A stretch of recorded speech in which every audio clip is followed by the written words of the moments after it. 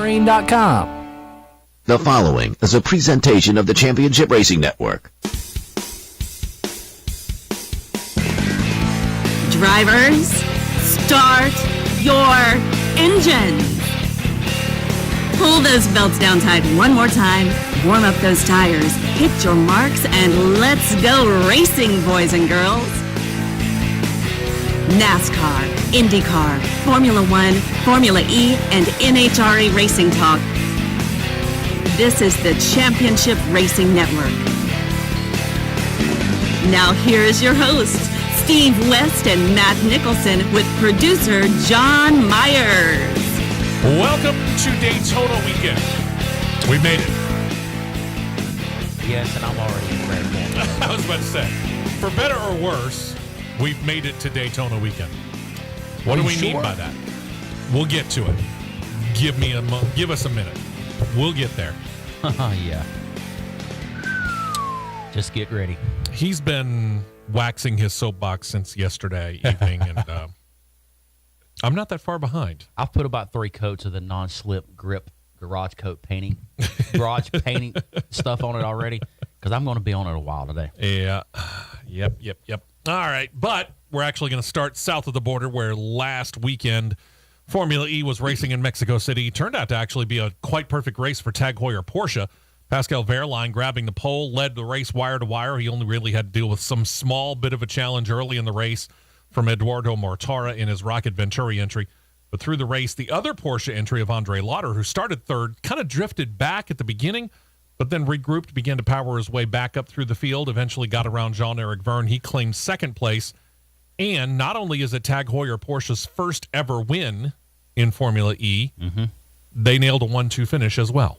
You couldn't really ask for much better. Pole, 1-2 finish, and your first win of your time in that series. That's a pretty good way to do it, if you ask me. Not bad, Porsche, not bad. Nope. Vergne finished third, Antonio Felix DaCosta fourth, Mortara faded back to fifth, Nick DeVries, Robin Frein, Sebastian Buemi, Max Gunther, Jake Dennis make up the top 10.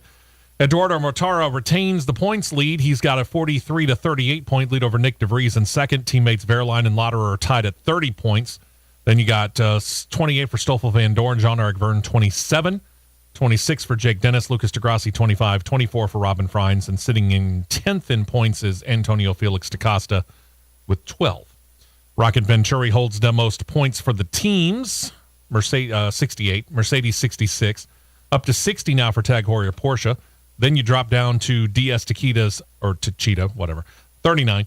Envision Virgins 31, Avalanche Andretti's got 28, Jaguar TCS 13, Nissan Edom 6, Mahindra 4, and a pair of goose eggs for our basement dwellers, Neo F333 and Dragon Penske. Well, darn.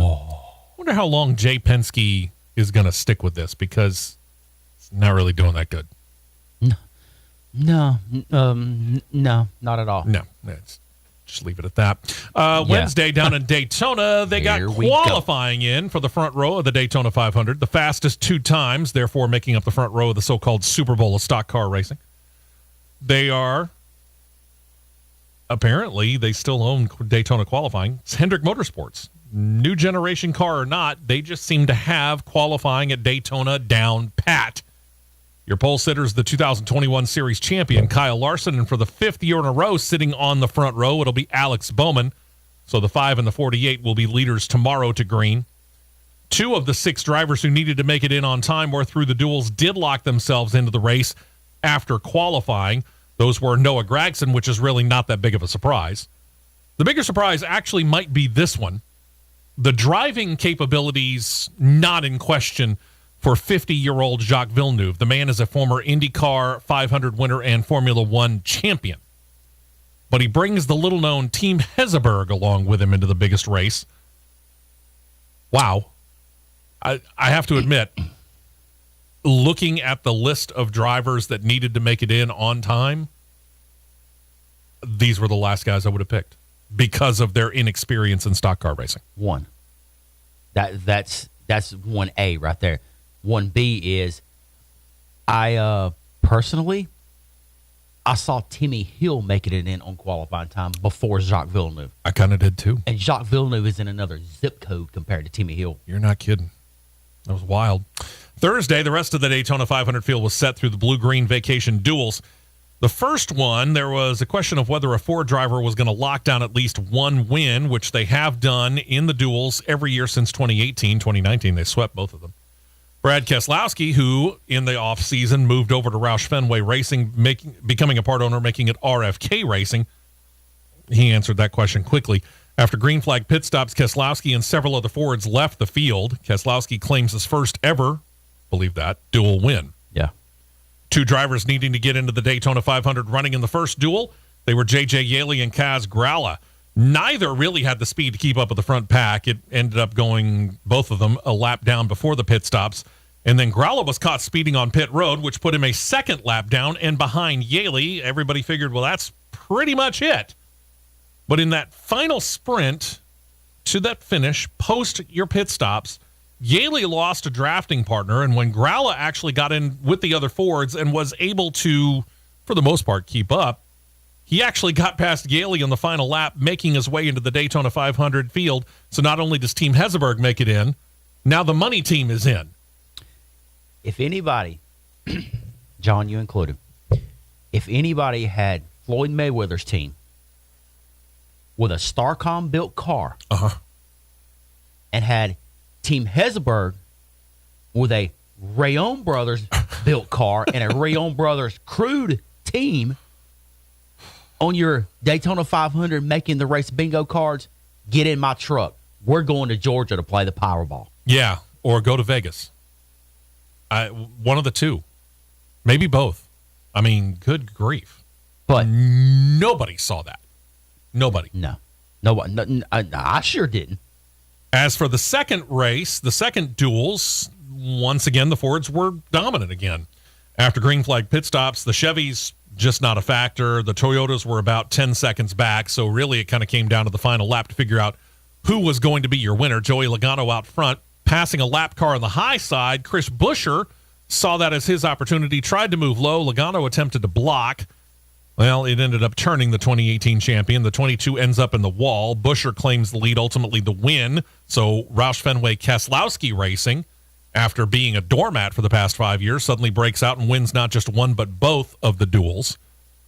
You know, that makes me so sad. I'm almost brought to tears. I can tell. On the other end of it, Greg Biffle and the NY Racing crew were battling against Timmy Hill for the final starting slot in the Daytona 500. Timmy Hill just never had speed. It was no contest. Biffle gets NY Racing into the field tomorrow. So even if, and we don't think you did, let's say that right off the bat, but even if you did have Team Hesseberg and the money team making it in, I doubt seriously you had the trifecta of Team Hesseberg, the money team, and NY Racing all making it into the field. Not me. It just goes to show that the car of tomorrow, everyone's still getting used to. Well, thankfully, we're past the car of tomorrow into the Gen 7. Gen 7. Yeah. But, yeah, I get your point. It's well made. I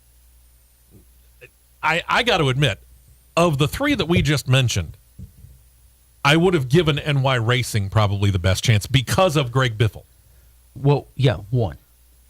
And considering it was a RCR prepared car. Also true. With a Hendrick engine. Yeah. He would have had the better odds, in my opinion. But to see all three of them in there, it's going to be interesting to see what happens tomorrow. I'll be real blunt when I say this. I think the only one that's really going to be able to keep up is going to be Biffle because of what you just mentioned. RCR prepared car with Hendrick Motorsports engines. Yeah. Okay. See, you officially teed up soapbox round one. Oh, here we go. Let's do it. Round one. Ding, ding, ding. It is absolutely inexcusable. Uh-oh. Here it comes. That you have the premier series of stock car racing in the world. I said the world. Oh, yeah. That is currently 10 miles per hour slower than the 2021 qualifying time at the 500. Yeah. That is just barely over the 2021 qualifying speed of the Camping World Truck Series. Yeah, these cars have been drastically slowed down. And you are 7 miles per hour slower than the 2020 Xfinity Series qualifying time. You very well might find that the Xfinity cars are faster today And the than the Cup Series cars will be tomorrow. And the pole speed is the slowest Daytona 500 pole speed since. When? Let's do this. How long? How many years do you think it was? In the years. How many? What year do you think was the most recent slowest speed compared to this past Wednesday? I'm going to say pick a number, 95. I'm going back further. I'm going like 1976. 1967. Well, there you go. 1967. The pole speed for the Camping World Truck Series race yesterday. Yesterday. We'll get to the race here in a minute. This is just qualifying. This is just qualifying. Let me get to that graphic I just had pulled up. And lost. Yeah, because I was too busy looking at something else. Getting upset about The 1967. He's ramped up. The pole speed for Ty Majeski yesterday, 179.122. That's a truck. That is a truck. Yeah. Okay. Nice run, by the way. Now, let's fast forward to the Cup cars.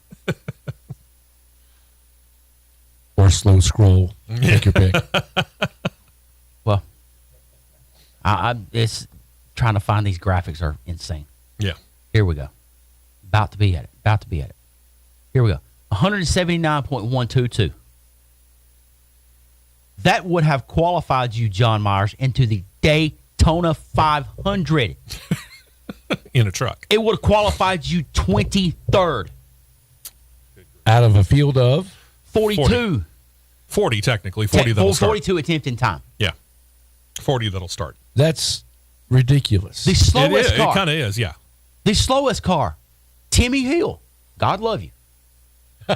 172.206. So, what have they done to slow things down so much? They've dropped the horsepower a lot. It doesn't matter whether you're talking, it doesn't matter which iteration you're talking about. Super Speedway is a separate package than what we're going to get pretty much the rest of the year. But either way, they've dropped the horsepower a lot. That's the beginning. And they've gotten real tight when it comes to the gearing as well. The gearing in that transaxle setup is totally different than what the regular Ford 9-inch rear end used to be. Yeah. Okay? You could take a Ford 9-inch rear end, which gearing that I used to run when I first got started. Give me a 310. Mm-hmm. Give me a 289. Give me a 330. Okay. Now the transaxle stuff is like you would see in a stinking IMSA car. I know. The weird. 9.23648 gear or whatever. And there is no excuse that at a super speedway, and I'm going to put this out there. Mike Bagley, if you're listening, my friend, I beg you, let me stand on the back podium with you and going into turn 3 at the end of the Alabama gang super stretch, because in qualifying, I just want to see how much these cars bounce down a smoothly paved Talladega Superspeedway. You had mentioned that, and I didn't really notice it. I kind of noticed it because of just the way that the cars were bouncing at Daytona, but it didn't really register to me until he mentioned it. These cars are riding like the Ford pickup truck that I inherited from my dad, which is a 1989 Ford F-250. The thing rides like a buckboard.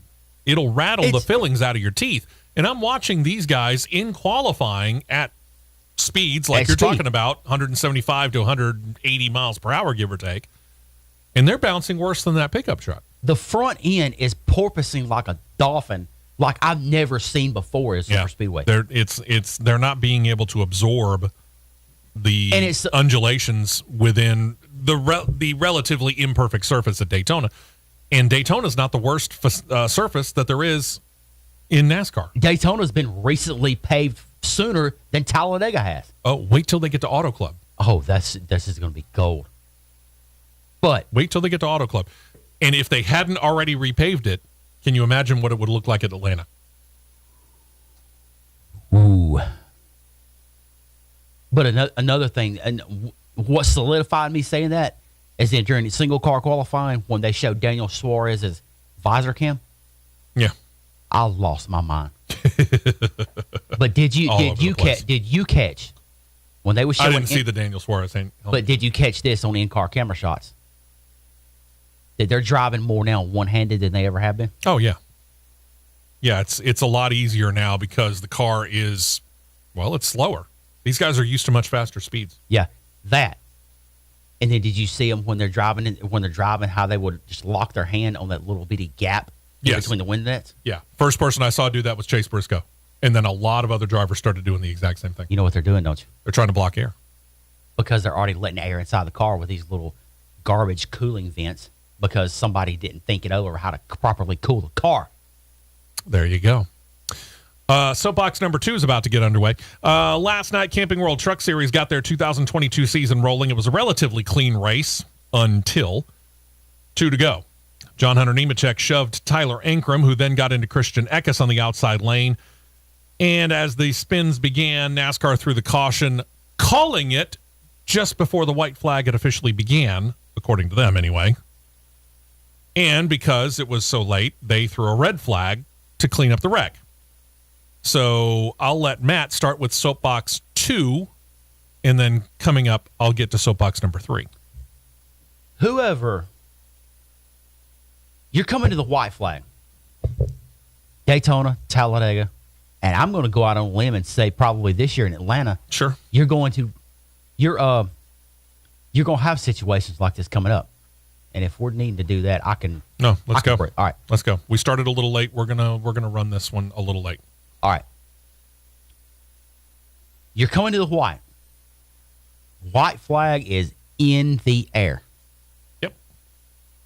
Why in 10 feet or less, I'm going to say roughly 10 feet, coming to the line, why do you trigger the caution button?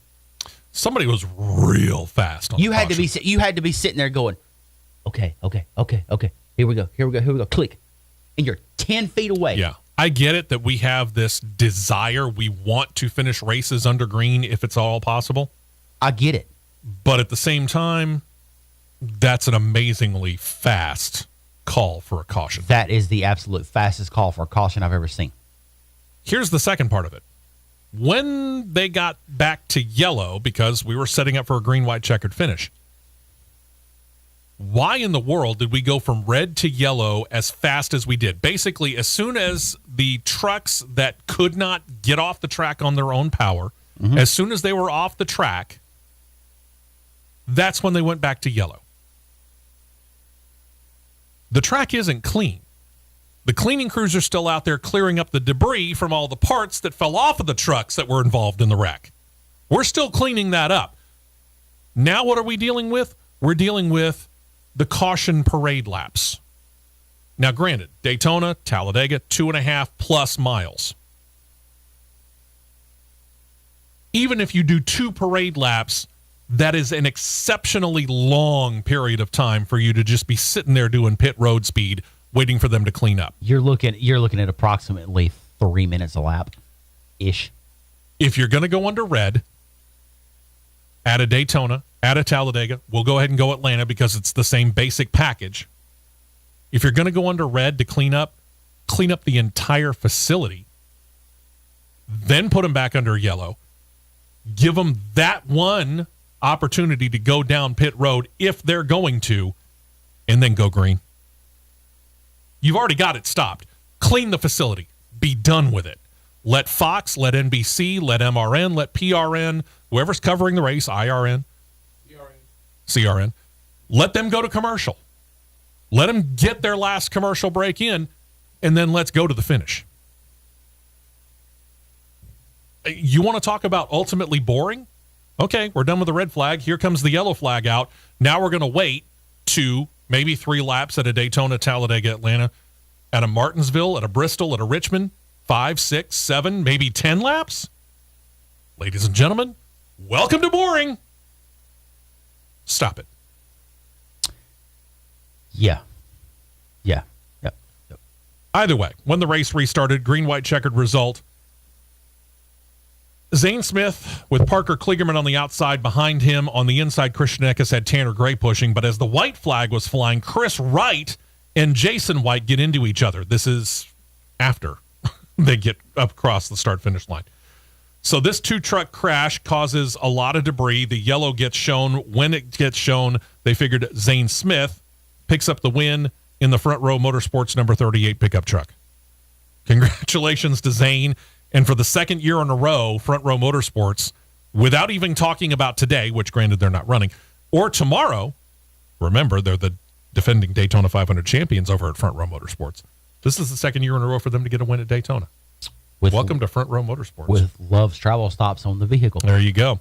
Smith claims his fourth career Truck Series win, his first at Daytona. Christian Eckes second, Gray third, Parker Kligerman fourth. Nice run for him. Carson Hocevar fifth. Jesse Little, Ty Majeski, Danny Bone, Matt DiBenedetto, his first truck race in I don't even know how long. Ever. Ninth.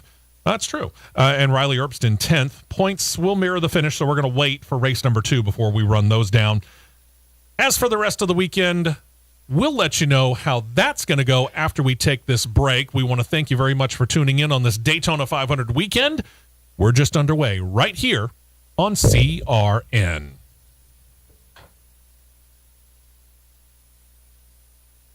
Don't touch that dial. The Championship Racing Network will be right back.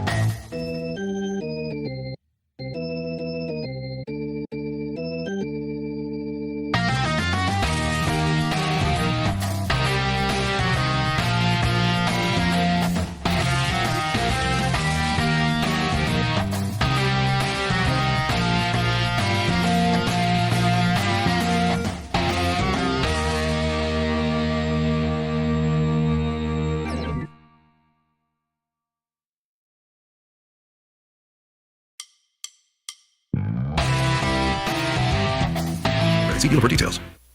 Fuel only. Fuel only. Go, go, go. We're back to the Championship Racing Network. We are back. I'm Steve West with Matt Nicholson and John Myers, and portions of this program being brought to you by our good friends at Ox Foundation Solutions and our good friend Michael Hart.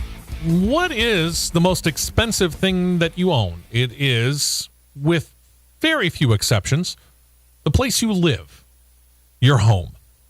And you don't want to take chances with that. You want to make sure that everything is good with the house. And it starts with the foundation, because if the foundation is bad or if it's going bad, it's only going to get worse. And depending on how bad it gets, could make your house unlivable. You certainly don't want that. That's where our good friend Michael Hart at Ox Foundation Solutions comes in. You give him a call, 205-362-6419, or send him an email, mike@oxfoundations.com. Have him come out at no cost to you, with no obligation to you, and he'll give you a written foundation assessment. He'll go over the house, find out if anything's wrong with it. If nothing's wrong with it, he's going to tell you straight up, there's nothing wrong with this house. Thank you very much for calling us or emailing me and setting up the appointment. You're good, and you got that peace of mind. The best thing is it's free. Oh, that's true. Doesn't cost you a thing. If you're anywhere in the state of Alabama, north, south, east, west, all the way up against the borders, right on the water, down in the Gulf Shores, doesn't matter. He'll go check out your house. It's all good. On the other hand, if there is something wrong, you have it in writing. You know exactly what it is. He'll go over it with you, exactly what the problem is and how much it's going to cost to fix it. And then you go, hey, heard about him on the Championship Racing Network. Heard about you. And then you mention the promo code WEST. Now he's got to break out the calculator because he has to take 15% off of what he just quoted you. Pretty cool, huh? Go ahead and set it up. You got nothing to lose. 205-362-6419 or mike@oxfoundations.com. Don't forget the promo code WEST. Don't forget to tell him you heard about it right here on CRN. The more you know. That's right. As for the rest of this weekend, what is going on? Well, today, Xfinity Series gets their season underway, running the Beef. It's What's for Dinner 300, which, man, I could use a steak tonight. It can be seen on Fox Sports 1, heard on MRN radio affiliates, 5 p.m. Eastern, 4 p.m. Central Time. I had one last night. Braggart. Sunday, the big one, the Daytona 500, Fox and MRN radio, 2:30 p.m. Eastern, 1:30 p.m. Central Time. Now, for our newer listeners, this is race broadcast time. Pre-race broadcast, whether you're talking MRN radio in this case or Fox, check your local listings. Our start times are race times, okay? And then, not to be discounted as kicking off their season officially, the NHRA Camping World Drag Racing Series has the finals of their season opening event. It's the Lucas Oil NHRA Winter Nationals. It's out in Pomona, California's Auto Club Raceway Complex in Southern California. Fox Sports 1 has the finals covered, but because it's Daytona 500 weekend, they're going to be doing it on a delayed basis instead of doing it live. One of the few event finals this year that will be done on a delayed basis. It'll start at 10 p.m. Eastern, 9 p.m. Central tomorrow night after all the festivities of the Daytona 500 are done. Speaking of which, something we haven't done in quite a while. No, we haven't. Been a very We'll try and long get back time. to this a little bit more often, by the way. Via our YouTube feed, comment made by James Greer. You don't have to go 200 plus to have good racing. I agree. Yeah. You don't have to. We're not arguing that. I'm not arguing that at all. But from me talking with a helmet on and the 5-point harness over my shoulders, the harder you make a car to drive, faster you make a car, is the harder it drives. Sure. The harder it drives means just as good at racing, if not better. Yeah, because it brings driver talent into it as well. That's the same we like to call it, elbows up. Yeah. I mean, I have never, I can't say that. I'll put it this way. I have never in my life driven a race car in competition. Okay? Yeah. When it looks like on television, I could get in the car and qualify it just as easily as a guy like Chase Briscoe, it's kind of a problem. And again, me talking, I'm not talking with the owner's hat on. I'm talking with a helmet and a 5-point harness on. When you can look at an in-car camera shot at Daytona, one of the fastest tracks on the circuit. Sure. Purportedly. And you're looking at a driver driving and qualifying on 31-degree banking with, I'm going to say, 2.5 to 3 Gs possibly pulling on you. And you're driving the car one-handed. Looking like you're driving down I-20 going from Birmingham to Atlanta with your cruise control on? Yeah, looked like me driving down 59 from Fort Payne the other day coming from work. Driving one-handed, just cruising. I wanted to look up and see Kevin Harvick going. Now, does it make the car safer? It could. We don't know yet. We haven't seen a big one. We know how safe these cars have been since, unfortunately, 21 years ago now, the death of Dale Earnhardt. Mm-hmm. But at the same point in time, this needs to be challenging for the drivers as well. Sure, it needs to be. I mean, we're saying, we're purporting, NASCAR certainly is purporting, that these drivers are amongst the best, if not the best in the world. They need to be challenged here. If they're cruising down the backstretch at Daytona like we cruise down I-20, they're not being challenged, and the racing tends to kind of suffer a little bit. I won't. Actually, no. I'm begging to have an in-car shot of the cars on a pack in practice today. I want to look up and see somebody driving the car one-handed. You might find it. We'll see. So, no, we're not saying that the cars have to be stupid fast to be entertaining or have good racing. That's not what we're saying at all. What we're saying is that right now what we're seeing, these drivers aren't challenged. Right now, what I've seen out of the cars, I'm honestly underwhelmed. Yeah. Now, there is another way to look at it, in the fact that because the cars are slower, potentially it does put it a little bit more into the driver's hands because now you have to overcome the lack of speed. Sure. But I have to wait until tomorrow to see that. I didn't see it in the duels on Thursday night. No. Let's put it that way. I didn't see it in the duels on Thursday night. No. Maybe we'll see something different tomorrow. I don't know. Time will tell. The way these cars busted up in packs, yes, there was no cautions. Okay. Yeah. Taking that fact away, the way these cars got busted up in packs, it instantly brought back me seeing races at Daytona, Talladega from the early 90s. Oh, yeah. When you would see 4 in a breakaway, 5 in the next line, 3 in the next line, 10 in the next line. Right. You would see those breakaways. The bigger test might actually not be tomorrow. It might be when we get out to the West Coast at Auto Club Speedway and we take the restrictor plates off. That might actually be the bigger tell for us as to exactly what we've got in these cars. True. Plus 100, let me see. It's 670, so 160 more horsepower than what you've got dealing with currently this weekend at Daytona. We'll find out. Either way, interest in NASCAR's top series, the Cup Series, and its biggest race does appear to be back in full force. News came out on Tuesday that the Daytona 500 tomorrow is a sellout. Last year, due to COVID, NASCAR limited ticket sales to only 30,000, which in grandstands that can hold well over 100,000 people looked ridiculously sparse. In addition to the sellout news, NASCAR noted country music star Trace Adkins will be there tomorrow. He'll be singing the national anthem. Your Grand Marshal giving the famed Start Your Engines command is Pro Football Hall of Famer Charles Woodson, a top 5 draft pick in 1998, 4-time All-Pro, and a member of the NFL's 2000s All-Decade team, made the Hall of Fame in 2001, so it's kind of an all-star thing. Let's go back to the Busch Light Clash here. Another note here. NASCAR officials and media noted that just before the start of the first heat race, about 3 hours before the clash itself, one merchandise hauler had over 70 people in line. 5 others had lines almost as long as that. Now remember, this is before the start of the first heat race. They got there early, in other words.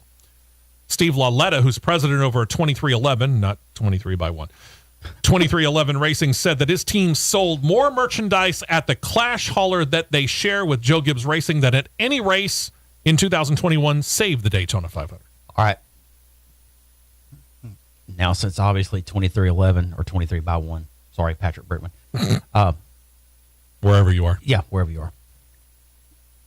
Apparently, since this is now happening, what's the over-under on how many races before you see a separate 2311? I wouldn't think it'd be too much longer. Okay. I mean, now that they've added Kurt Busch in there, it seems almost a necessity. in my mind. Yeah, true. I mean, how much room are you really giving Bubba and Kurt when you've got the 4 Joe Gibbs Racing drivers who are already in there? 0. You got to get your own haulers, Loletta. But the officials are like, oh man, we had 70 plus people in one line. Have you been to Talladega when there were 4 Earnhardt Jr. haulers in the merchandise area? I get that. But remember, we're talking Los Angeles. L.A. True. Very true. We're talking Los Angeles. But me talking here, I agree with you on that. You got to factor in Fontana. Oh, yeah. That's still Los Angeles, if you ask me. Yeah. Yeah, I know. Back to the duels here, where NASCAR wasn't really happy with what they saw from apparently the rims at Team Penske and RFK Racing and confiscating them. They didn't say which cars, but one could assume, the race-winning cars of Brad Keselowski and Chris Buescher and probably the ones off of Joey Logano, if I'm guessing. Probably. They sent them back to Charlotte to the R&D facility for further study. They didn't give any indication as to what caused any concern, but should they decide that a penalty needs to be handled down, expected to be pretty harsh, because the new for 2022 rims specifically made by BBS for NASCAR are being watched a heck of a lot closer than the 15-inch rims that we've been using for decades. Yeah, for life. Bob Pockris, General Bob, America's favorite Twitter guy. Yeah. Bob, Talladega does not have lights. When will they have lights? Never. Never, no. Okay.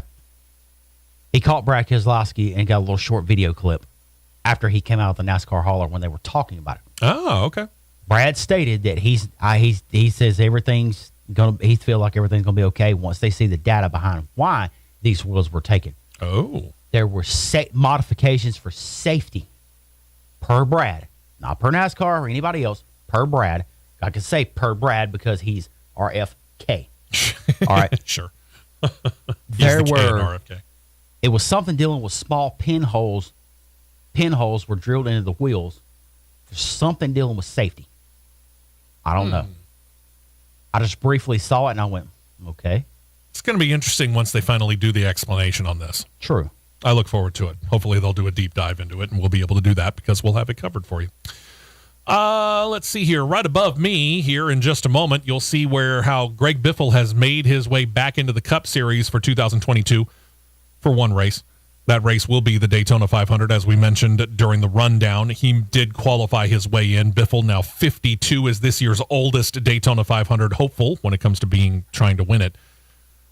He's signed to drive for NY Racing in the number 44 Chevy Camaro that's being sponsored by historically black university, Grambling University. It's actually a pretty good-looking car. As you can see on our YouTube feed, look up CRN Live if you have not. Go to YouTube, type in CRN Live. You can hit subscribe, and you can watch along with everybody else, and you can see the car. Like I said, it's a sharp-looking car. It's not bad. Had to make it in on speed. They did. Veteran crew chief Jay Guy calling the shots for this race. The car, as Matt noted, in case you missed the rundown, built by Richard Childress Racing, using Hendrick Motorsports engines. And Greg Biffle, who has 19 career Cup Series wins in a full-time career that spanned 2003 through 2016. Mm-hmm. I think they got pretty good backbone there over at NY Racing, and probably, I think, we may surprise some people. I'm not calling for a win. That'd be a massive upset. I think he might surprise some people, though. I'll say this. I was impressed by the car because I didn't personally, not discrediting Greg Biffle. All right. Period. There's no ifs, ands, or buts with that. I didn't expect that car to stay up in the lead pack as well as it did. I didn't either. The car. Not the driver, the car. Not at all. I agree with that. Biffle was one of 6 drivers attempting to get into the race without a charter. 42 cars were entered, 40 set to start tomorrow. Considering 36 cars, 6 cars were vying for open slots. The drivers who ended up getting them again, Greg Biffle, Kaz Gralla, Jacques Villeneuve, and Noah Gragson, the 2 who went home, J.J. Yaley and Timmy Hill. As for the aforementioned Hendrick Motorsports, Rick Hendrick and Vice Chairman Jeff Gordon, he's no longer in the television booth. He's back working for Rick Hendrick, now as the Vice Chairman of the company. They're looking at the future. And you think to yourself, look at the 4 drivers they got. They're all young guns. Yeah, but they all have contracts. And while they go into 2022 with that stable of all young, all championship caliber drivers, two of them, specifically 2020 Cup champion Chase Elliott and William Byron, would be free agents at the end of the season. That being said, not if Hendrick and Gordon have anything to say about it. Hendrick was asked about the two drivers' contract status. He said about talks, quote, probably anytime pretty soon. I want those guys to be with us forever. They've told me they want to be here, so I'd say you should just hear something on that pretty soon. Byron responded to a similar question to him, said that it was just focused on this weekend. As for Elliott, again, the 2020 Cup champion, he has not commented yet. And one more note on the Cup Series before we take a break. This coming week, Netflix debuts their latest racing-related series and NASCAR-related, and it's not a comedy that is not really all that good. It's a documentary. It's entitled Race, Bubba Wallace. NASCAR and Netflix, with their 222 million subscribers, are hoping that this does for Wallace in the Cup Series what Formula One Drive to Survive, we'll get back to that later, did for the Open Wheel Series, which is gain the attention of viewers first, but garner the attention of younger viewers at that. The series actually drops on Tuesday. As for the latest edition of Formula One Drive to Survive, I'll go ahead and put it out there now. We're less than a month away from that to debut. We're waiting. Can't wait. Cannot wait. I love how they do Formula One Drive to Survive. I think I'm just going to go to the end of the series and watch the last race from Abu Dhabi. I'm going to watch that, and I'm curious as to what they do when they center in on Haas F1. Yeah. Because we heard so many stories about low morale and everything from 2021, but yet they're saying going into 2022, the morale's back and everything like that. I want them to document that. I want to detail that on the punted 2021 season at Haas F1. Mm-hmm. But that's for later. When we come back after this break, we're going to turn our attention to the Xfinity Series getting ready to qualify and run later on today. We've got some news for you, including a paint scheme for you to look at, which you'll find once again on our YouTube page. Look up CRN Live. If you haven't already, do it now during the break while you got the opportunity, and we'll be right back on CRN. Stay right here for more on the Championship Racing Network.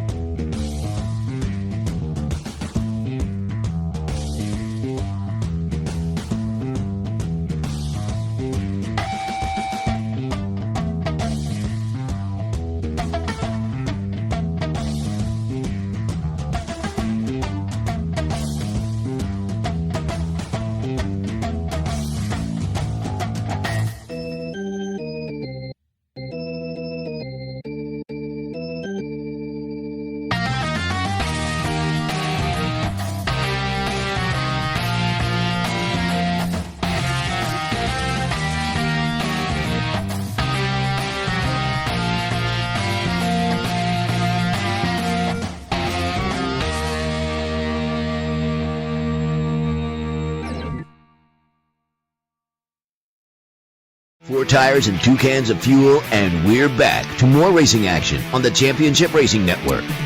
Hey, welcome back. Appreciate you checking us out here, wherever you're checking us out, whether you're listening on the FM dial at 95.1 The Mountain, our new home in East Central Alabama. They've got their app, too. Look up 95.1 The Mountain. Their app, pretty much wherever you get your apps. Yeah, Doesn't matter which store. Google Play or Apple Store. Yeah, go either way. And then, of course, as we just talked about just before the break, we've got our YouTube feed as well. You go onto YouTube, you look up CRN Live, and there we are. Pretty cool stuff. As for the total number of hopefuls trying to get in today's Xfinity Series season opener, 47 cars made the entry list. 38 get to start. That means 9 are going to go home. I'm not even going to take a guess as to who will stay and who will go. I'm not going to worry about it. That's what qualifying's for. Joe Gibbs Racing continues to fill out the plans for their rotation of drivers in the number 18 Toyota Supra. Last week, we talked about Trevor Bayne. Bayne's going to get 7 starts in that car. This week, Joe Gibbs Racing announced that ARCA Menard Series regular Drew Dollar will get 4 starts in that car, both Daytona and both Talladega races. That's right. Xfinity going to run all 4 super speedway events. Of course, there's also the assumption that Dollar's probably going to run those ARCA races as well. Mm-hmm. So he's got double duty coming up. Yep. On the same day. Yep. Twice, at least. Oof. Have fun with that. Mm-hmm. Then we got the official word that everyone was pretty much expecting this after he won the 2021 ARCA Menard Series title and what he did last year when he ran a part-time Xfinity Series schedule. The worst-kept secret in NASCAR. Absolutely. This is just like, what? They didn't already announce this? Really? What took him so long? Yeah. Joe Gibbs Racing going to put Joe's grandson, Ty Gibbs, into the Xfinity Series full-time for this coming year. He's going to be driving their number 54 Toyota Supra on a full-time basis with Chris Gale as his crew chief. That is the pairing that last year had 4 wins and 9 top 5 in his 18 Xfinity Series starts. Again, all of them last year. One of those 4 wins was in the very first race that he entered, which was when they went to race number 2. Oh, that's right. They didn't go all that far. They were still at Daytona. They just ran the road course instead of the oval. Yeah. And it's raining down there. Of course it is. If he were eligible, which because he ran 18 Xfinity Series races last year, I don't think he is. You're talking about Rookie of the Year? Rookie of the Year. He got it last year. I didn't think part-timers could get it. He had declared points in Xfinity, and he got it. Wow. Well, There you go. Yep. So he was Rookie of the Year last year. Right above me here, we talk about David Starr because he has teamed up with SS Greenlight Racing, signing a deal with David Starr, going to have him behind the wheel of their 08 Ford Mustang beginning today at Daytona, the car that you can see right here. The team announced 3 sponsors, EverFi, which is an online education tech company, Digital Ally, known for vehicle and body cameras for the public and law enforcement. And then there was this one, Brett Baer. If you don't know who that is, he's the host of Special Report with Brett Baer on the Fox News channel. Again, you can see that version of the car on our YouTube version of the show just above my video window. Hey, get your sponsorship where you can, man. And then there's this car, Cesar Baccarella, who's actually a co-owner and listed driver at Alpha Prime Racing. Good news for him, he's been reinstated by NASCAR after having gone through the Road to Recovery program to NASCAR specifications. He returns in time to drive the number 45 Chevrolet Camaro that you will see on the screen momentarily, if not already. Co-owner Tommy Joe Martin said that the ban came from Baccarella's unknowing use of a banned workout supplement late last year. He did go ahead, instead of appealing, he went through the Road to Recovery program again to NASCAR specifications. He's back. He's ready to race. And then that brings us to JD Motorsports. JD Motorsports has informed the media that for the first time since 2014, they're going to be only a 2-car operation full-time. Bailey Curry will drive the number 4 Chevrolet Camaro. Ryan Vargas will drive their number 6. Now, they will field, occasionally, a 3rd car using the number 0, part-time entry. Their 4th ride, which was the number 15, effectively has been bought, the owner's points, by Jesse Iwuji Racing for the 2022 season. That became the number 34. So the 4, the 6, and the 0, the 4 and the 6 full-time, the 0 a part-time car for JD Motorsports with Gary Kelly. It will probably be beneficial to that program in general. And bringing on Bailey Curry, no disrespect to Ryan Vargas, but knowing what Bailey Curry was able to do with Mike Harmon Racing. Sure. And now you get JD Motorsports with Gary Keller, like we said, paring down to a 2 full-time car operation and being able to concentrate on those cars. Yeah. With Bailey Curry, I think that's going to be highly beneficial not only to Curry, but to the team. It will be because, in my eyes, JD Motorsports is not quite one step up the ladder. It's about probably 2. Yeah. Yeah, I can see that. Probably 2. Yeah. I can So see that. time will tell. As for last night's Camping World Truck Series season opener at Daytona, this is how much interest there is in Daytona. I mean, this is what Daytona means to NASCAR. 36 starting slots for last night. 42 trucks attempted to make it in. 6 had to go home after last night. As for the 2021 season, or 2022 season, I should say. Well, let's look at it this way. 2020 ARCA Menard Series champion and hometown hero, Munford, Alabama's own Brett Holmes, last year, 2021, decided to try his hand at the Camping World Truck Series. So his Brett Holmes Racing team entered into the Truck Series, but also still entered their car into the ARCA Menard Series, both of them on a part-time basis. Holmes drove some, Sam Mayer drove some. Talking trucks and ARCA. Well, Sam Mayer's now full-time in the Xfinity Series with Junior Motorsports. So Brett Holmes Racing has decided, instead of just letting Brett do everything, they're going to still split the driving. They brought on driver Connor Mossack. How much do you know about Connor? He's a good little road racer. Okay. He's driven for, I'm pretty sure he's driven late models for Dale Earnhardt Jr. before. That seems familiar. But he's elevating himself up. Okay. Shane Huffman returns as the crew chief on the number 23 Chevrolet in the ARCA Menard Series. For the Truck Series Chevy Silverado, it's the number 32. Holmes' first year in the Truck Series featured 7 races, netted him 2 top 15 finishes. He actually led 12 laps over the course of the season as well. Talladega. This season, Holmes up to 10 races. Plans to run in the truck, starting last night in Daytona. Unfortunately, had some pretty bad luck. Started 21st. Thank you. I was going to say 21st, 22nd. Started 21st, worked his way up into the top 10 for a little while before, unfortunately, having a problem on pit road. Yeah, in which I don't know if it was a result of this, but ultimately had a mechanical failure, and it was a transmission related from what I understand. And it relegated him to a 35th place finish. But, I mean, after having what I would consider a near disaster in practice on Thursday, when a right rear tire got cut down and he spun on lap 1, coming up to speed in turn 2. Not a bad recovery. Yeah, and he had told me what damage had incurred from it, which was, it's going to be a splitter damage. Sure. From coming from the banking to a flat part. Yeah. They had a pretty good bounce back. You can't control a mechanical failure. It's going to be fun to watch and see Brett's maturation process as he gets more and more comfortable in the Truck Series. From Daytona last night, they're going to head out to Las Vegas, race there. They're going to race at Circuit of the Americas. This is, again, Brett's schedule. Okay. Las Vegas, Circuit of the Americas, Martinsville, Texas, Charlotte, Nashville, Richmond, Kansas, and right here in his own backyard at Talladega. That's a pretty nice and wide variety of tracks that he's going to be running this year in the Truck Series. It wasn't really detailed what his ARCA Menard Series schedule was going to be. And as far as Mossack's schedule was concerned, his schedule for either the truck or the ARCA starts hasn't really been detailed either.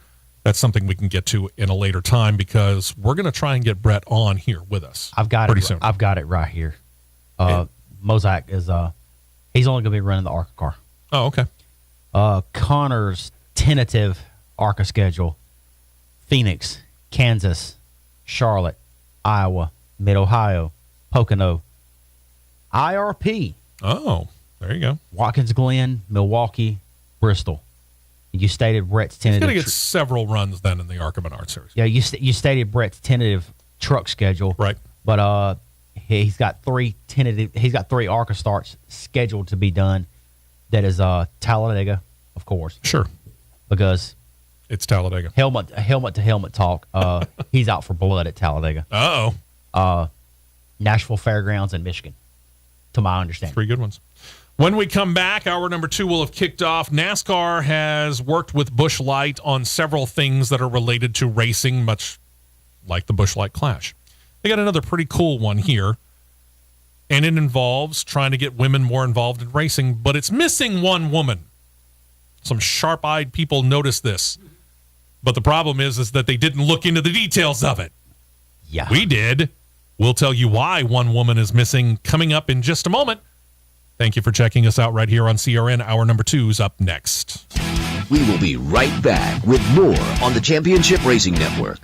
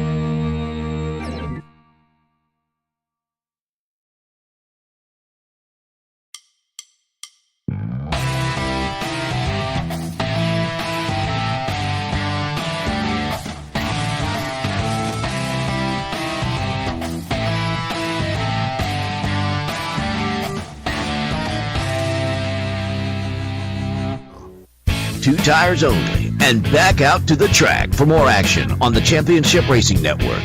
Welcome back in. Producer John here, along with host Steve West and Matt Nicholson. And today He's the guy, by the way, not on camera. I'm not on camera. And there's a reason for that. We won't go into it. But today is a very special day.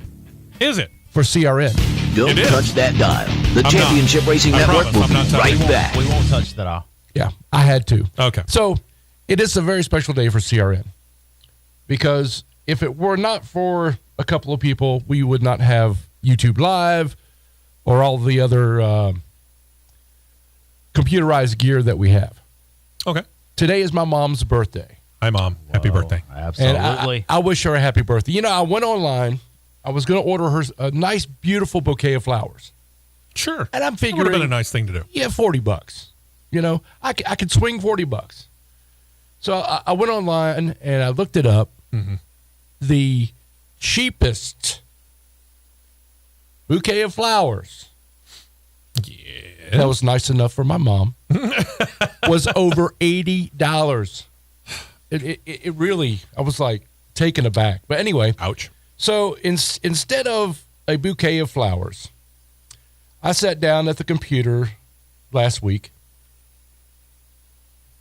And for those of you watching on CRN Live. And you have to see this on CRN Live. But I sat down at the computer and I produced a little something for my mom. There you go, Mom. And I call her Mom 1.5. Because for the better part of a decade, she was Mom in absentia. I was 700 miles away from my mom, so your mom acted as my mom's surrogate. And we've known each other for many, many years. Oh, yeah. Many decades. Yeah. So, yeah, she's your mom, too. Yep, absolutely. And I just want a heartfelt happy birthday, Mom, and that was it. So there you go. I'll return the show to All About Racing. And now back to our regularly scheduled programming. Ding, ding. As we mentioned before the break, if you were listening in hour one, which if you weren't, where were you? Busch Light has, in conjunction with their major partner, NASCAR, begun a new program aiming towards getting more women involved in stock car racing, many of them behind the wheel as drivers, they're hoping. The parent company of the brand, Anheuser-Busch, has committed to spending some $10 million over the next 3 years to work with NASCAR on a program called Busch Light Accelerate Her. The plan is to use the money to fund more track time, more media exposure, and more training for women who are interested in NASCAR who are 21 and older. I kind of ran over that pretty quick, but there's some keywords there that you might want to remember for a moment.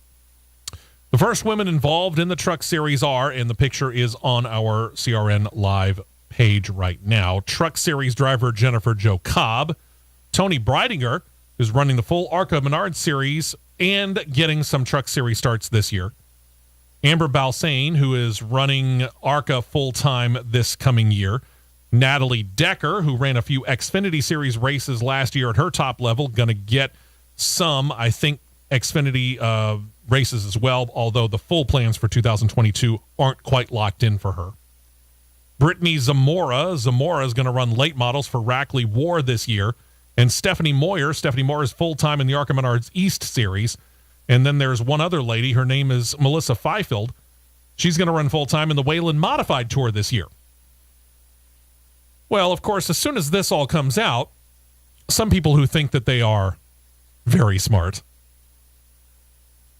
noticed that there's one fairly well-known name from the Camping World Truck Series that's missing from this list. We're talking, of course, about Hailie Deegan. There's a catch, people. There is a catch. Let me go back to what we were talking about earlier. The plan of the $10 million over 3 years for Anheuser-Busch and NASCAR is to fund more track time, get more media exposure, and training for women who are interested in NASCAR who are 21 and older. And who doesn't turn 21 until July? That would be one Hailie Deegan. Ding. So she ain't eligible for this program yet. Give it a chance. She'll be there. So it looks like we're going to see, just basing off of car manufacturers here, we're going to see a couple of Busch Light Toyotas. We're going to see a Busch Light Chevrolet. We'll see another Busch Light Ford. And we'll see a Busch Light Modified. There you go. But, hey, kudos to Busch Light. Kudos to NASCAR. Great job. I hope it does well. I hope it does, too. And I commend them for that. I like the idea of it. But the best way, instead of funding, track time, whatever, pick a race that they're going to be in. Their biggest race that they're going to run of the year. Okay. ARCA East, let's just say it's 5 Flags. Stephanie Moyer's car, put Busch Light on the car. There you go. Absolutely. Make Jennifer, it stick out. How does this compare to the W Series from F1? It doesn't. It's not creating an entire series. They're just trying to build up support and use these women as the faces of this program for all women who might be interested in getting into NASCAR. Right.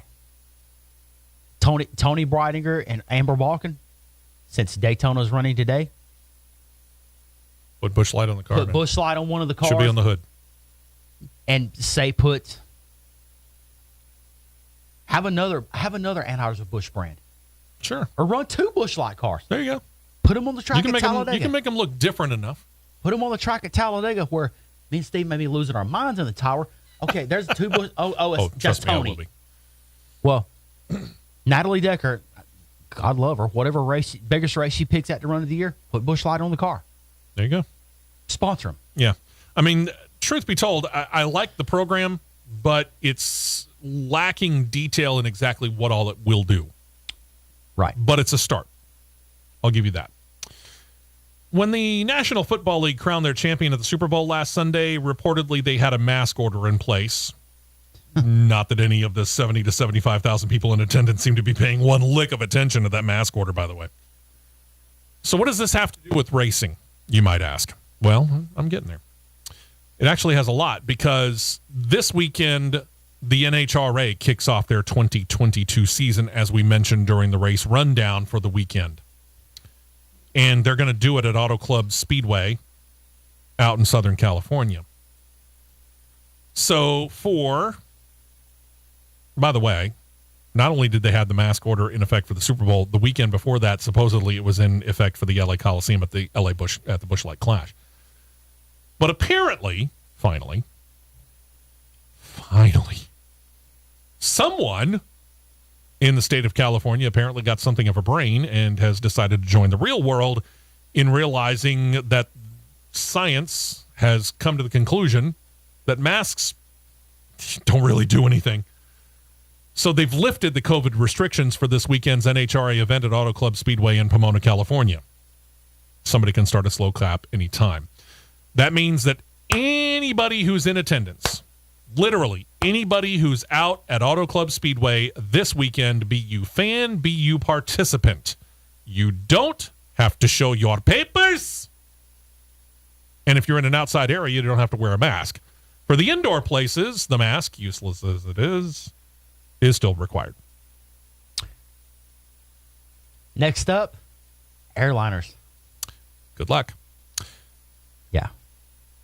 Over the course of the last, 2-3 years on this show, we've talked a pretty good bit about video games. We're going to spend a couple of moments here talking about this. Oh, let's tee it up. Now, NASCAR's had a long history when it comes to video games based upon stock car racing. Indycar has kind of been on and off, mostly off for the past decade plus. That's about to change.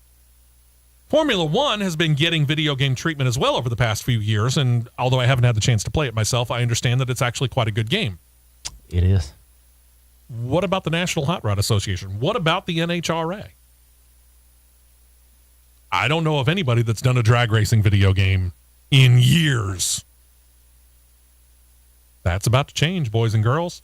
Mm-hmm. Game Mill Entertainment reports that they're putting the finishing touches on their game, which is set to be released later this year.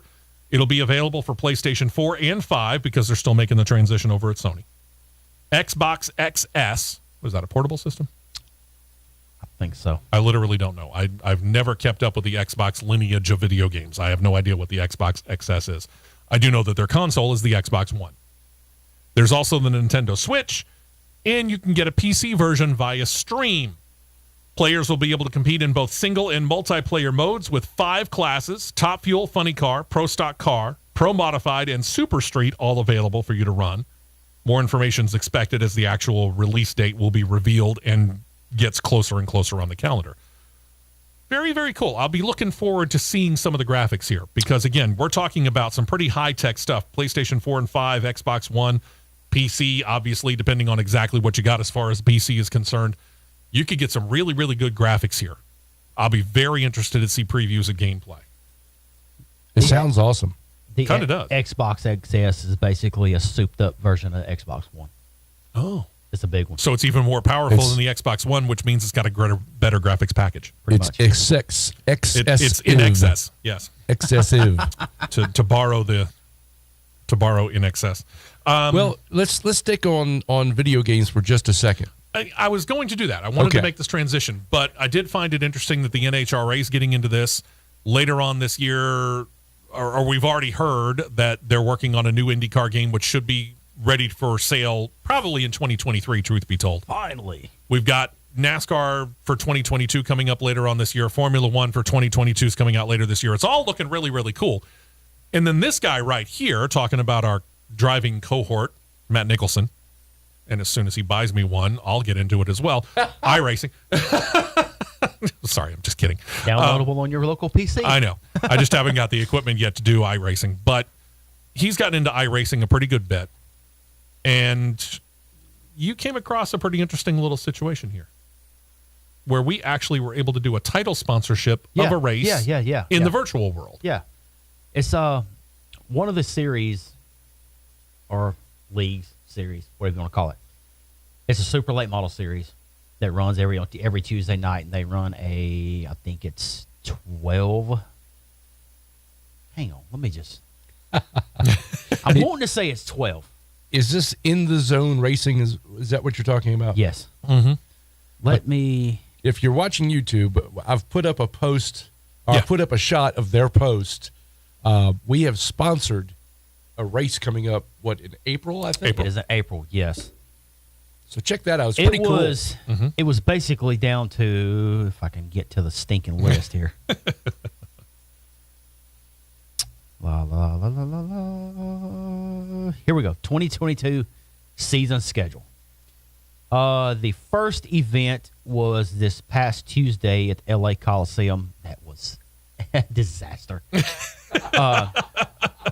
Did you run it? I ran it, and I missed the transfer by one spot. You know when that happens. Yeah, because iRacing decided it wanted to have a catastrophic glitch. Oh, nice. It was basically 3 heat races, top 8 transfer. I was in heat race 1. When it glitched on the very last lap, I was in 8th, and it glitched, and I fell to 9th. Oops. Their season that they're running. Sure, it glitched. No, it did glitch. It's when your car disappears off the screen and then it comes back, and then the timing and score, and you was 8th, and then you go to 9th. Yeah. That'll kind of mess you up. So, and then the season opener this coming week is at Stafford, then it's New Smyrna, Nashville, the quarter-mile track at the fairgrounds, not the big track, which I wish it was the big track. Hickory, Dover. The big track's much bigger. Yeah, Hickory, Dover, Oxford, Maine, Martinsville, Pensacola, Five Flags, Richmond, Iowa, South Boston, and ends the season in May, and in North Wilkesboro. Again, this is all virtual. Virtual iRacing. Internet racing. Yep. And it's one's what Matt is involved with. Mm-hmm. Yeah. And in the zone racing is who we're racing with right now. And we had the choice to either get Dover, Five Flags, Hickory, or Richmond was the last 4 that was left open. We was going to go for a twofer. We were. And go Five Flags in Richmond. But Five Flags was gone in the middle of negotiations.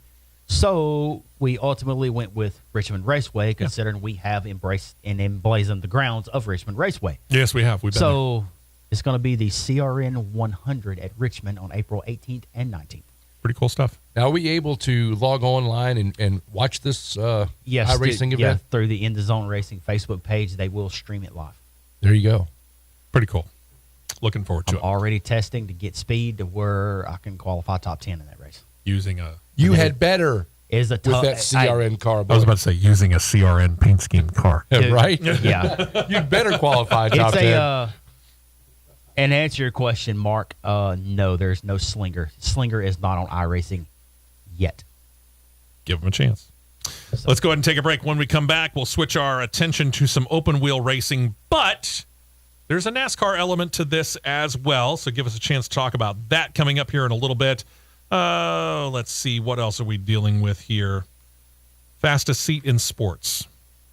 It's a pretty cool program. If you have not ever seen it or had the chance to be involved in it, we'll kind of give you some details on it. It's back for 2022. If you get the opportunity, again, very, very cool thing to try and do.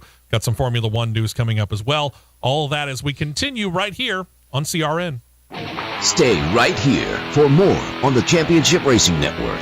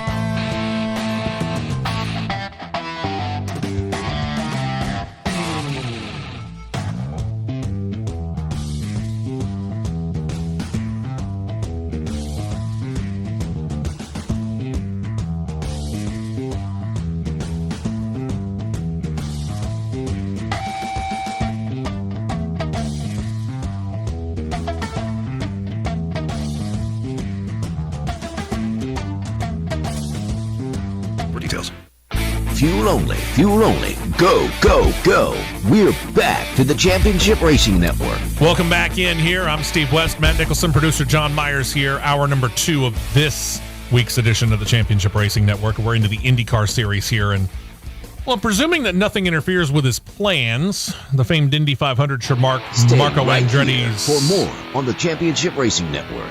250th race of his career. Sorry. That's all right. Again, 250 races in his IndyCar career. Not bad. Even though he's a part-time driver this year, in his 17 years since he began his IndyCar career, he's been good, but not lucky enough to win a whole lot. He's got 8 top 10 results in his Indy 500 career. He did win the pole in 2020. He did finish in the top 3 times, but he's never won it, so he's going to try it again. I think that's his first race this year. Marking race number 250. Yep. Good luck. As for the total number of entrants for 2022 in the Indy 500, it always has the most qualifiers, 33 of any race on the IndyCar schedule in any given year. As many as 36 might be entering because both Chevrolet and Honda have pledged they can provide up to 18 engines each for this year's 106th running of the race. As of Wednesday of this week, 33 entries were confirmed.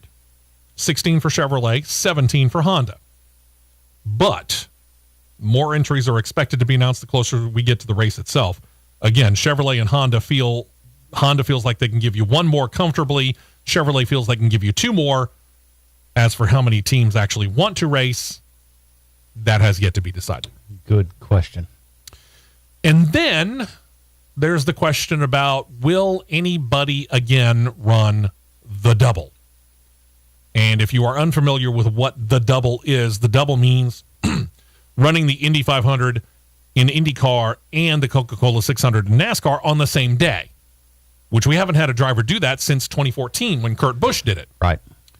Well, the late Robin Miller, he passed away last year. He has been advocating over the past few years, mind you, that some owner in the IndyCar series needs to make a seat available for now 2021 Cup Series champion. Sorry, my microphone wire is freaking out.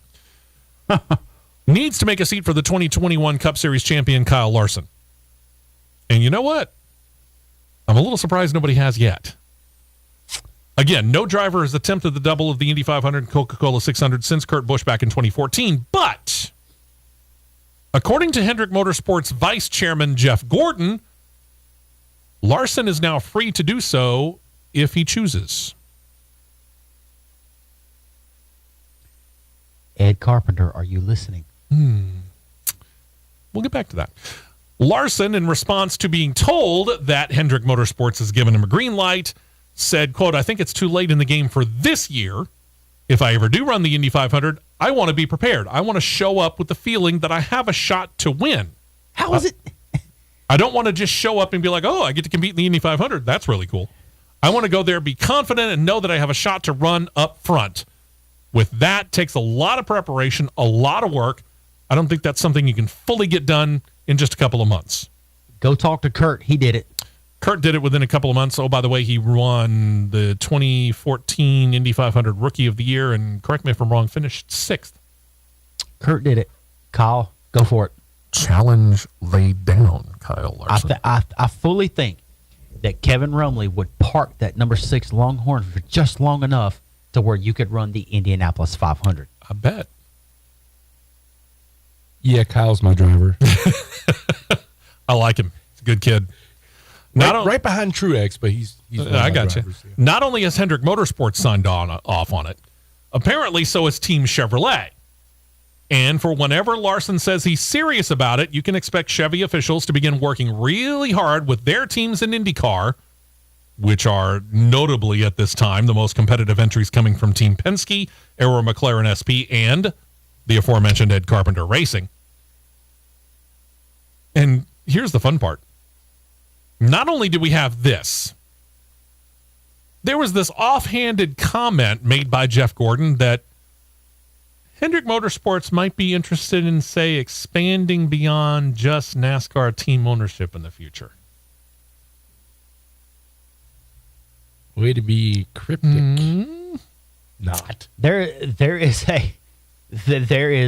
online. There is a GIF from the 2019 Final Four when a referee said something to Bruce Pearl and he's talking to his team and he's smiling and he goes, Yeah. You know that emoji that you can get on some phones that got just the big eyeballs looking like?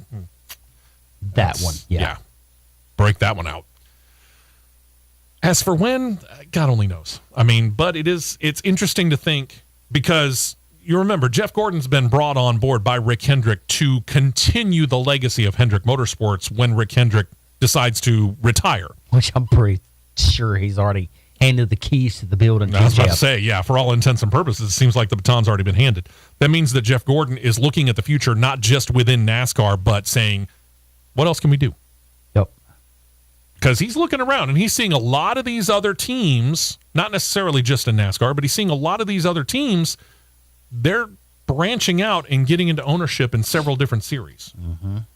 And here we have Hendrick, which, yeah, they're in the Xfinity series and they're in the Cup series, but beyond that, they're really not doing a whole lot more.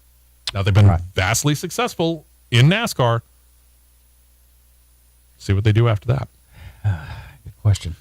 After the 2020 season, Honda pulled out as the sponsor of the fastest seat in sports. This is a program where celebrities and select VIPs get a chance to ride in the backseat of a specially built two-seat open-wheel racer with legend Mario Andretti as the driver, taking these riders around the track as the field warms up. Their racers right behind them.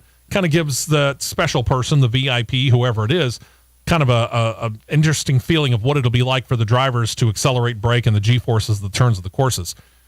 It's not exactly the same thing, but several years ago out at Barbara Motorsports Park, I think it was the second year of the Honda Indy Grand Prix of Alabama. I can't remember what year that was, but 2015, 2014? Somewhere in that area. Anyway. Close. Had the opportunity as a media member to go out there on a day of the week of. In other words, it wasn't the fastest seat in the house. But on the week of, they did a special deal for media people to go out there, and they had about, I think, 3 of them on the track at any given time. 3 or 4 of them on the track at any given time. And had the opportunity to do this with a driver who's kind of a development driver, if you will. It would have been cool if it had been Mario Andretti. But it wasn't.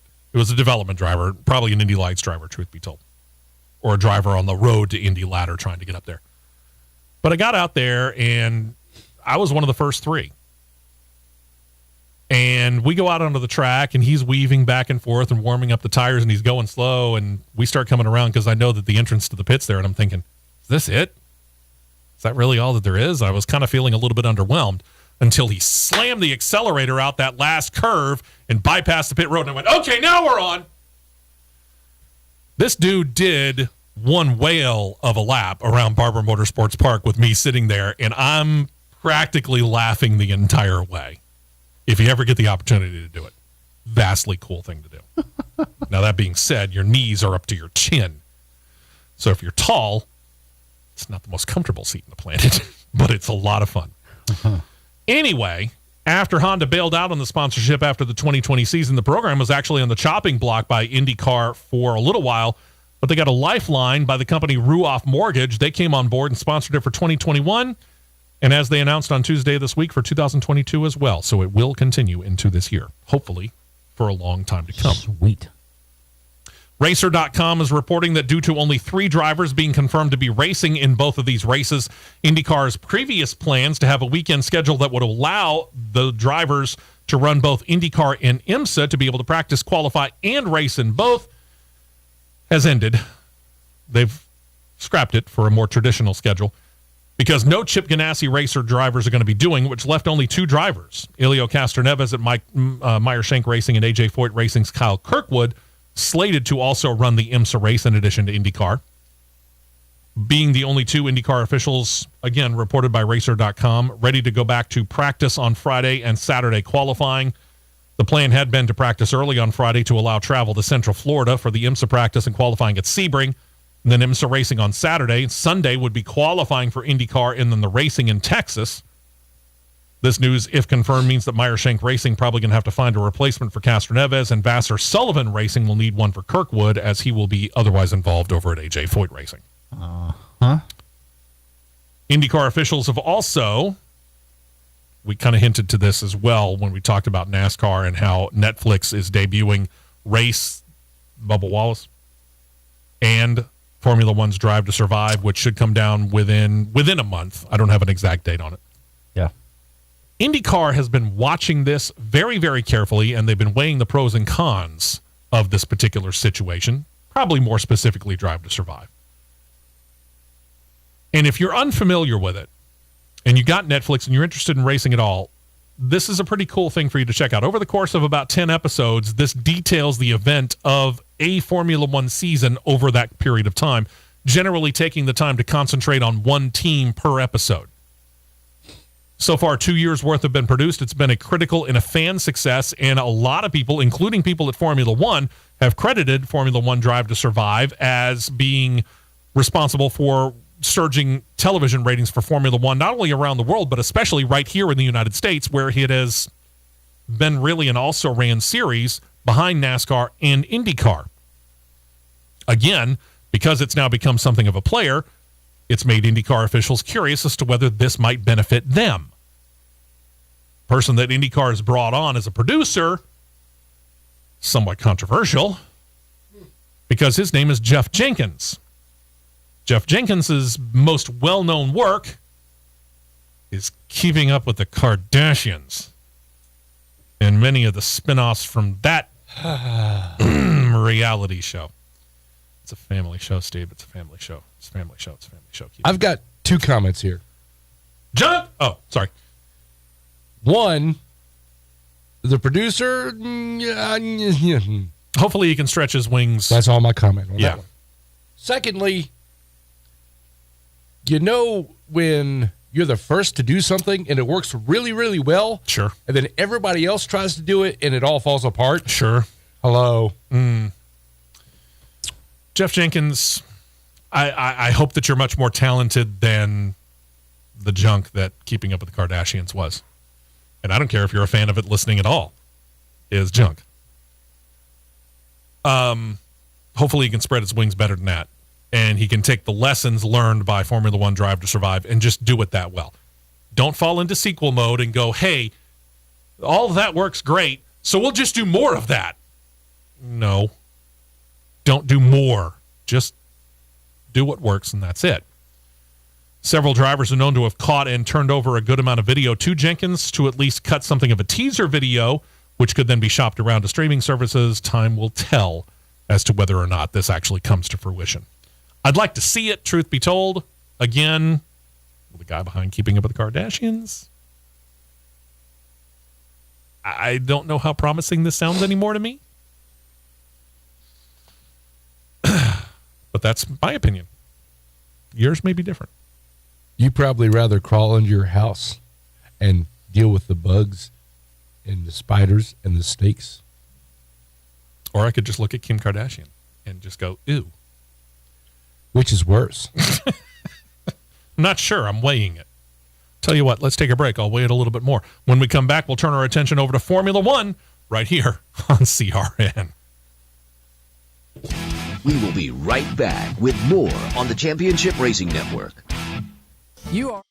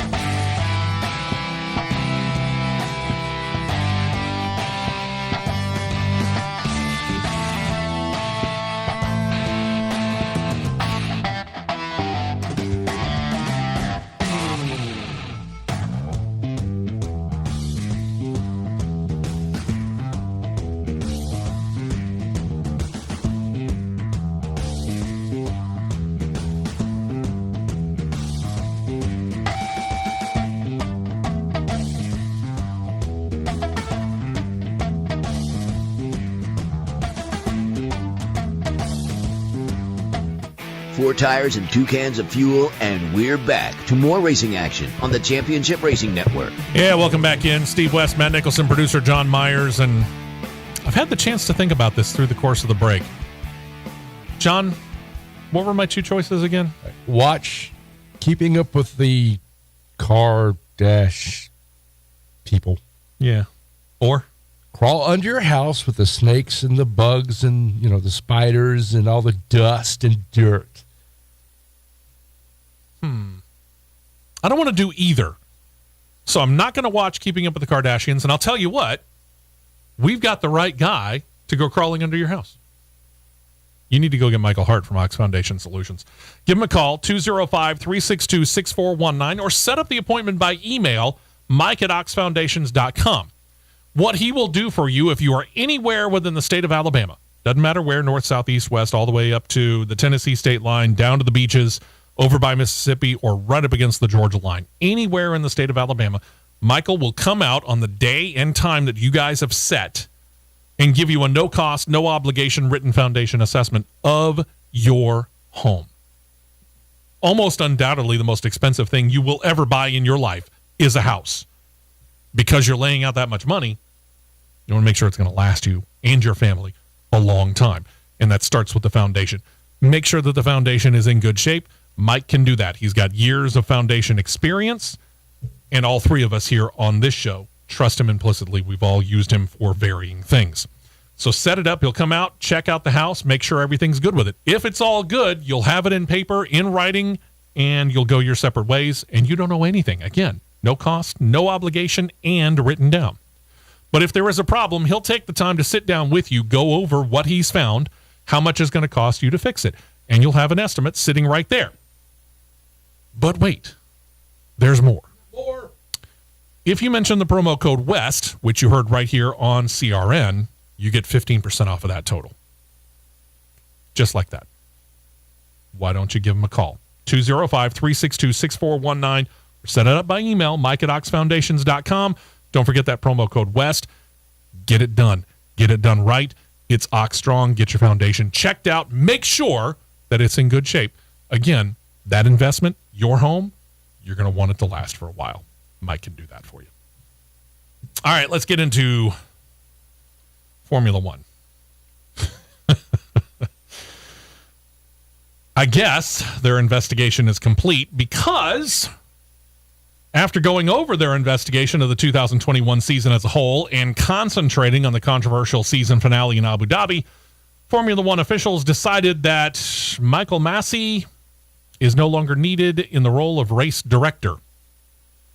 Officials decided that Massey incorrectly applied the safety car restart rules, which is basically a default admission by F1 and the FIA. We got it wrong. And ultimately, it was a decision that led to Red Bull's Max Verstappen, who was behind Mercedes' Lewis Hamilton at the time, passing Hamilton once the green went back into effect and claiming his first Formula One title. As for who will replace Michael Massey, FIA President Mohammed Ben Sulayem has said for 2022, the system of controlling and officiating Formula One races is going to be overhauled. He didn't give details on that, but he did say that 2 people will split the duties here.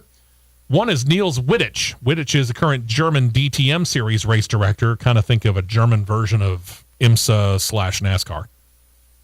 And the other guy, the current race director for the World Endurance Challenge Series, both series under the governance of the FIA, Eduardo Freitas, will take turns being the race director for Formula One. Both of them will have a gentleman by the name of Herbie Blash assisting them. Blash actually retired from Formula One in 2016, but he did work for a number of years under the highly thought of former race director at Formula One, Charles Whiting, who passed away back in 2019.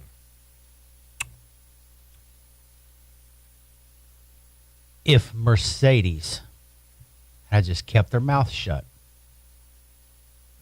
and just let the race be what it was, we wouldn't be having this problem. Really not so much as Mercedes, it's the crybaby little... It's a family show, Matt. It's a family show. Family show. The crybabies had to just shut up on social media, complaining, and trying to give Lewis Hamilton this executive title privilege of whatever. I don't care if he's knighted or not. You're a race car driver. You're no better than me. Sorry. There you go.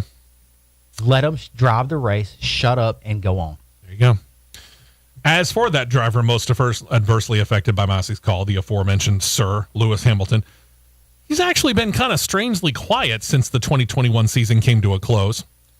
When Mercedes unveiled their 2022 racer just yesterday, Hamilton was on hand. He said that despite not talking to the media after the season finale, he basically walked off.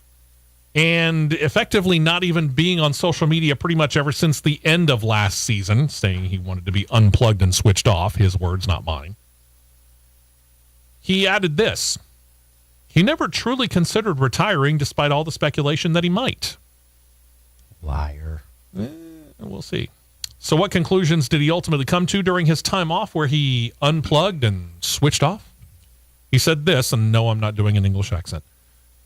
Quote, of course, I think at the end of the season, you think about the future, and the question is whether you're willing to commit the time, the effort it takes to be a world champion. Of course, this one was compounded by a significant factor, and I think ultimately a sport I've loved all my life. There was a moment where I obviously lost a little bit of faith within the system, but that's as far as he went. There was a moment where I obviously lost a little bit of faith within the system, but no, Toto had my new Mercedes teed up and ready to go for 2022. And that brought me back.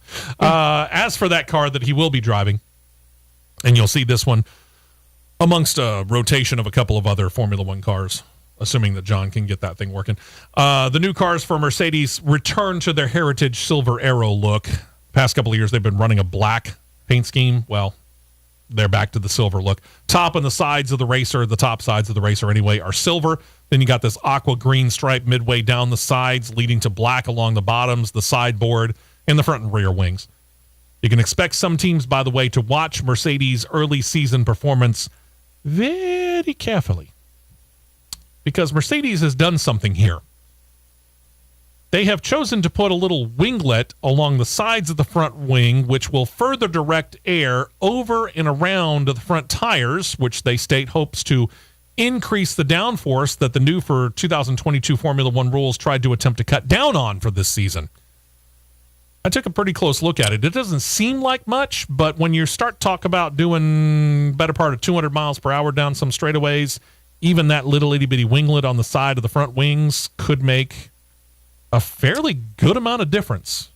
The over-under, the rule change will be made within 2 races. Or they're going to look at it in practice before the race at Abu Dhabi, or I'm sorry, and Bahrain, and say, take that off. Toto, we don't like that. You need to take it off. Mm-hmm. Time will tell exactly what Formula One does with that, but I don't think it's going to last very long. Hey, we got cup cars on track. Do we really? Yes, we do. That's right. It's final practice time. Let's see what else is going on. When Formula One runs their races that do include sprint races this year, some things have already changed from last year's first-year use of them. For this coming season, there will be 3 such races, which will have sprint races included on the weekend. We're talking Emilia-Romagna Grand Prix. That's in Italy in April, not to be confused with the Italian Grand Prix. There will be the Austrian Grand Prix in July, and then in November, the weekend of the Brazilian Grand Prix. For last year, 2021, bonus points were awarded, but only to the top 3 finishers of those sprint races. That's been expanded. It now covers the top 8 finishers.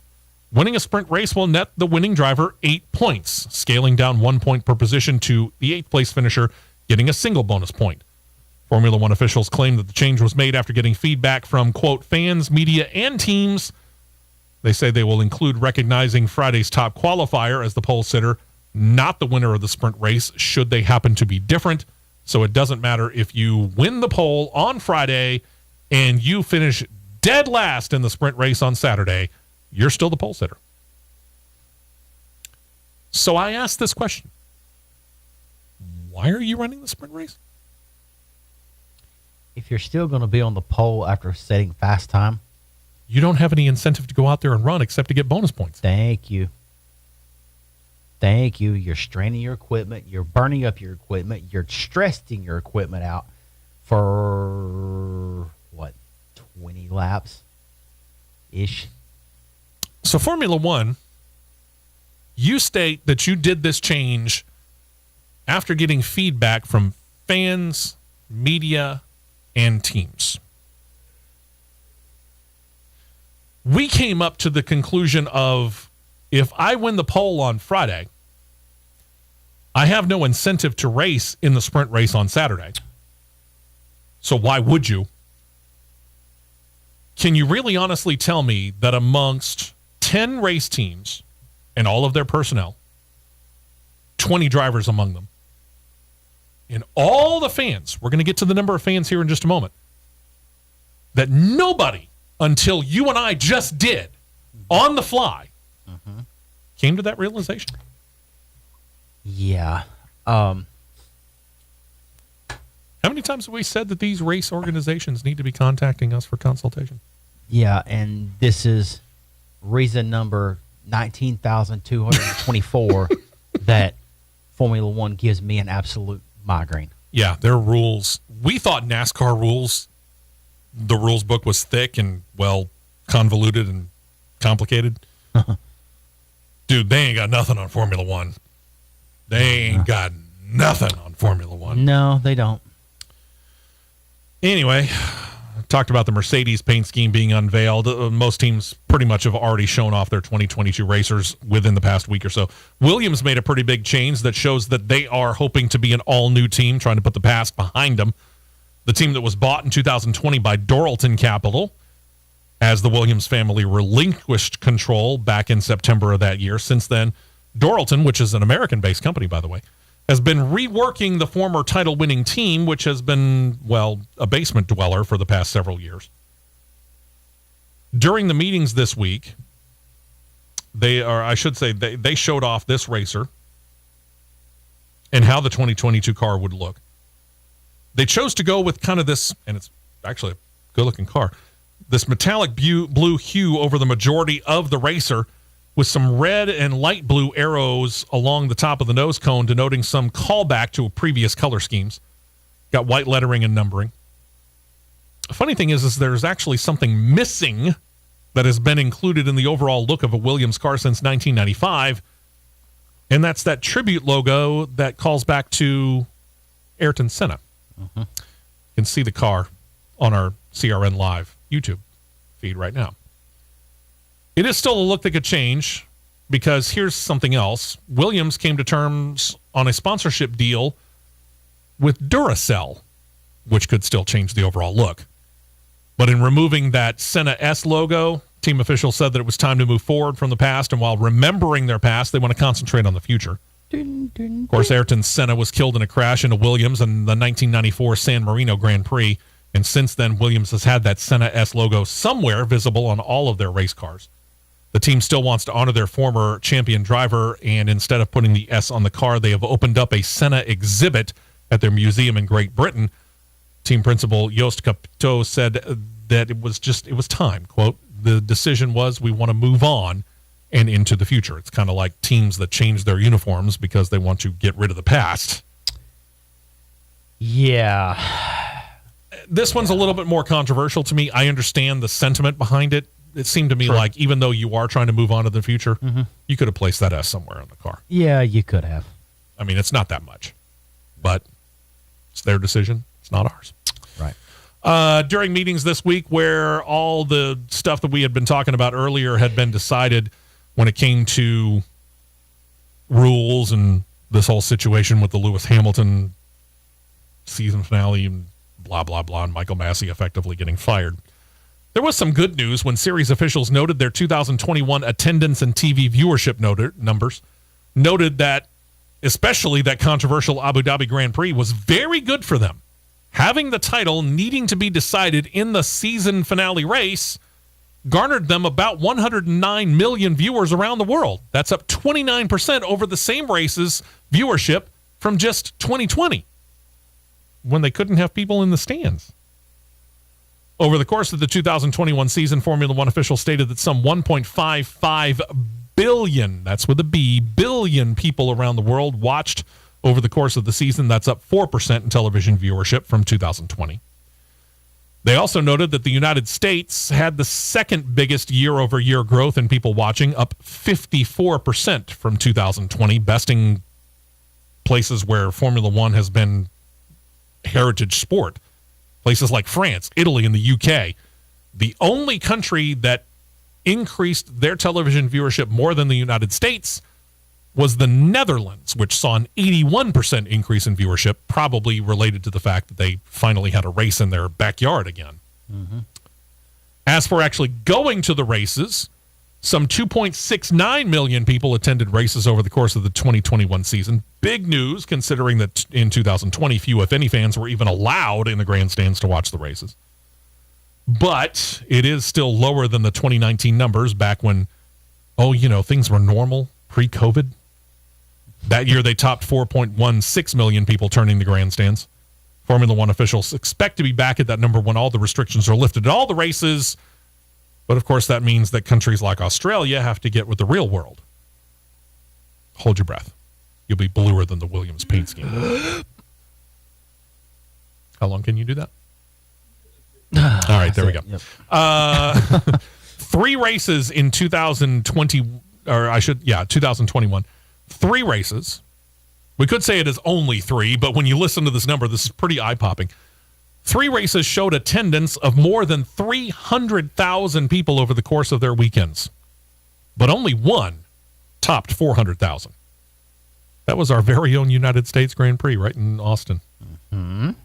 Again, Formula One. Everybody else, take the hint. Almost 500,000 people went to Texas and watched a Formula One race. And all those scaremongers out there that were trying to call it a super spreader event, wrong! Mexico was next, 370,000 people turning the grandstands over the course of the weekend. And oh, by the way, Great Britain learned a lesson because they allowed the grandstands to be opened up and more than 356,000 people showed up. Another 8 races reported more than 100,000, but only one other event topped 200,000. That was Belgium. And then, as for the aforementioned USA, Liberty Media, commercial rights holders of Formula One, being based in the United States themselves, they wanted to make sure that the United States is locked in, and as such have come to terms on a contract extension with officials at Circuit of the Americas. The United States Grand Prix will remain at COTA through the 2026 season. In fact, Liberty's so enamored of making Formula One a major player in the motorsports market in the United States, they've got a second U.S.-based race that starts this year, Miami, and they're looking at Las Vegas for a possible third race on the Formula One calendar that they say might join the calendar as soon as next year. We'll see. Over at Alpine, formerly Renault, what most figured since he left Aston Martin back in January, Otmar Zafnauer has joined Alpine. He'll move into the position of team principal, taking over for the duo who split those duties in 2021, Martin Budkowski and former Suzuki MotoGP team boss David Brivio. He just moved to F1 for last year. Brivio will take on a broader role at Alpine, mostly in relation to trying to find the next great Formula One driver or drivers. He's getting the Alpine driver development program up and running as opposed to the lip service that the team has been giving it.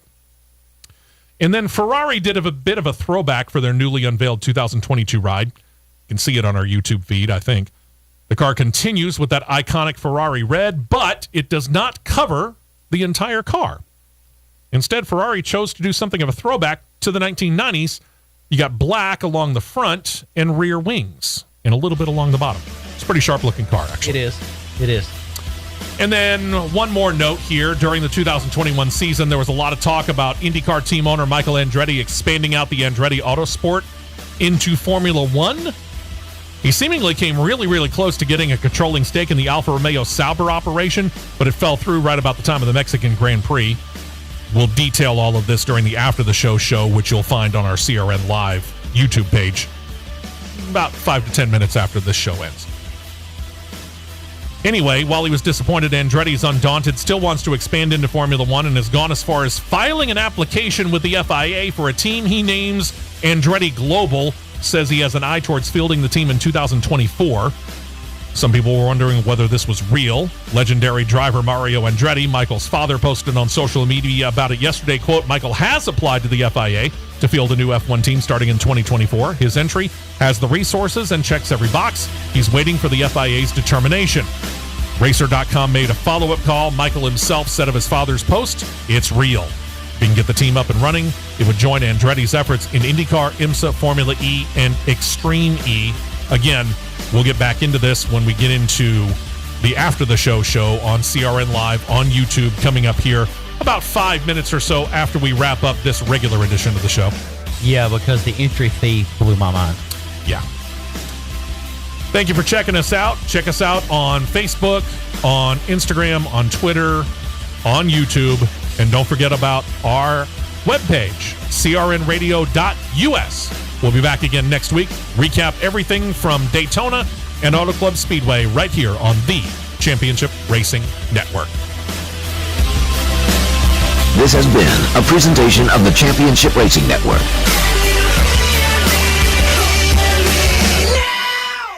WDNG 1450 AM and W236CQ 95.1 FM Anniston. the new 95.1 The Mountain. James Spann's weather forecast is brought to you by Pate's Design.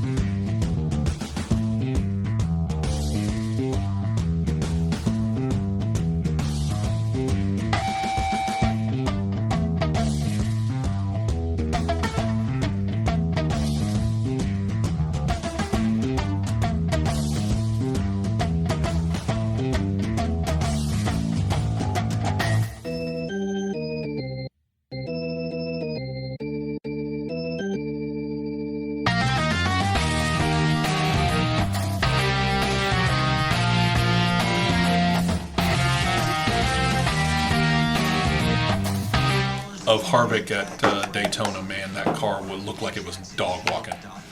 I mean, God, the body was so skewed on it. I thought they were trying to eliminate that. They